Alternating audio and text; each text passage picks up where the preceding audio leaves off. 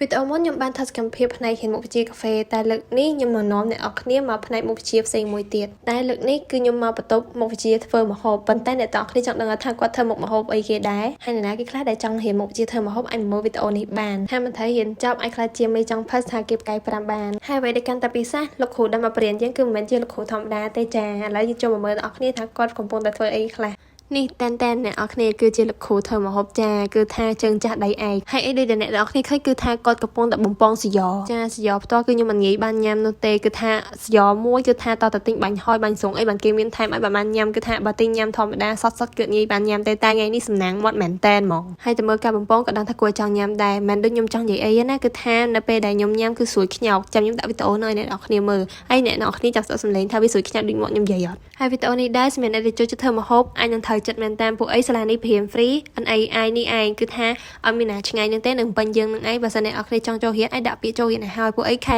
6ថ្ងៃ2សាលានឹងបើកវេនសិក្សាហើយមុខម្ហូបជាច្រើនទៀតដាក់តាក់ទាញសម្រាប់អ្នកដែលចង់រៀនផ្នែកម្ហូបមែនតើគឺខ្ញុំ recommend ចំពោះអ្នកដែលចូលចិត្តធ្វើម្ហូបចង់រៀនចប់ហើយបើកហាងធ្វើអាហារក៏បានអីក៏បានដែរហើយលោកគ្រូដែលបង្រៀនខ្ញុំផ្ទាល់គឺគាត់មកពីសន្តាគារផ្កាយ5ចាឬអត់ខុសហេគឺសន្តាគារផ្កាយ5ចាអ្នកអរគ្នាគិតមើលលោកគ្រូសន្តាគារផ្កាយ5គាត់មកបង្រៀនយើងផ្ទាល់ដៃនេះចង់និយាយថាអស់ចាមែនតើអ្នកអរគ្នាមើលតាគៀវគាត់យកចេញមកគឺស្អាតតំណងគួរចង់ញ៉ាំហ្មងណាមិនធម្មតាការធ្វើម្ហូបមានការតុបតែងធំត្រូវទៀតគឺថាបង្រៀនឲ្យយើងរៀនមកចេះមកចប់មកឥឡូវមកស្ដាប់សំឡេងសយ៉ទាំងអស់គ្ន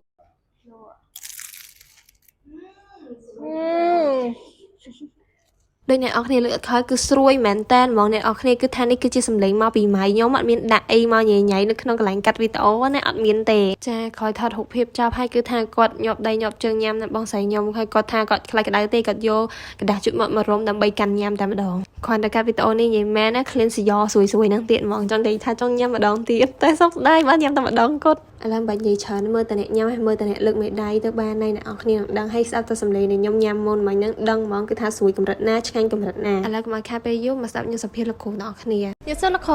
ចាឥឡូវលោកខ្ញុំបានមកសម្ភាសលោកគ្រូផ្ទាល់ឥឡូវខ្ញុំសូមឲ្យលោកគ្រូណែនាំខ្លួនបន្តិចខ្ញុំឈ្មោះខុនសារ៉េតលោកគ្រូខុនសារ៉េតរៀននៅសាលា NAI បទពិសោធន៍ខាងផ្នែកម្ហូបខ្ញុំធ្លាប់បង្រៀនឬខ្ញុំធ្វើការរយៈពេល25ឆ្នាំនៅក្នុងសន្តាគារផ្កាយ5ពេលនេះខ្ញុំបានបង្រៀនម្ហូបនៅក្នុងសាលា NAI ហើយលោកគ្រូមានប្រជុំប្រមាណហើយលោកគ្រូខ្ញុំ50ជាងហើយលោកគ្រូធ្វើការស្ថានភាពបានប៉ុន្មានឆ្នាំហើយលោកគ្រូខ្ញុំធ្វើបាន7-10ឆ្នាំខាងក្រៅទៀតគឺថាបទពិសោធន៍ខ្លាំងមែនតើអ្នកនរគ្នាគឺច្រើនមែនតើហ្មងគឺកោតសរសើរឲ្យគាត់បានបង្រៀន free នៅសាលា NAI អ្នកនរគ្នាគឺថាបទពិសោធន៍គេហៅថាជើងឯកដៃឯកហ្មងគឺថាកម្ររោមានអ្នកនរគ្នាគឺថាដូចខ្ញុំប្រាប់ចឹងគឺថាសយ៉មិញហ្នឹងគឺអ្នកនរគ្នាបានដឹងហើយញ៉ាំទៅស្រួយខប់រសជាតិឆ្ងាញ់ពីខាងក្នុងមកហ្មងគឺថាមិនមែនចេះតែរៀនទេអ្នកនរគ្នាបង្រៀន free មួយហ្នឹងគឺលោកគ្រូប្រើអារម្មណ៍អត់ធ្មត់មិនខ្លះបរៀនកូនសិស្សមានន័យថាយើងប្រើអារម្មណ៍អត់ធ្មត់ខ្លាំងណាស់កូនសិស្សខ្លះគាត់មកមានអារម្មណ៍ថាកូនសិស្សគាត់មានអារម្មណ៍ថាមិនល្អក្នុងការរៀនសូត្រគាត់អត់ចង់រៀនដល់ប៉ុន្តែពេលគាត់បានការបញ្យល់ណែនាំពីគ្រូច្រើនទៅគ្រូណែនាំថាការងារបន្តអញ្ចេះយើងត្រូវពង្សម្រួលអារម្មណ៍បានយើងរៀនបកកែរៀនសូត្រទៀតសោតរៀនអីក៏ដោយមិនថារៀនចុងភៅទេយើងស្ដាប់គ្រូបញ្យល់យើងមើលគ្រូបញ្យល់នៅពេលតិចនិចការធ្វើម្ហូបនៃអ្វីដែលធ្វើលោកគ្រូធ្វើឲ្យលោកគ្រូចង់ចាប់ផ្នែកធ្វើម្ហូបមួយនេះការធ្វើម្ហូបនេះខ្ញុំគិតថាវាសំខាន់ណាស់សម្រាប់ខ្ញុំវាសំខាន់បំផុតគឺជា skill មួយគឺជាជំនាញមួយដ៏ល្អ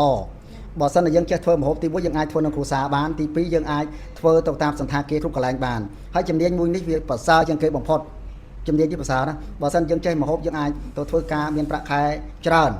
បើសិនតែយើងកាន់ខ្សែមួយនៅកន្លែង 5 star យើងអាចទទួលប្រាក់ខែច្រើនយើងអាចបាន1000ជាងយើងអាច1000ជាងអត់តែយើងច្បាស់បាទយើងអាច$1000-2000អាចបានប៉ុន្ត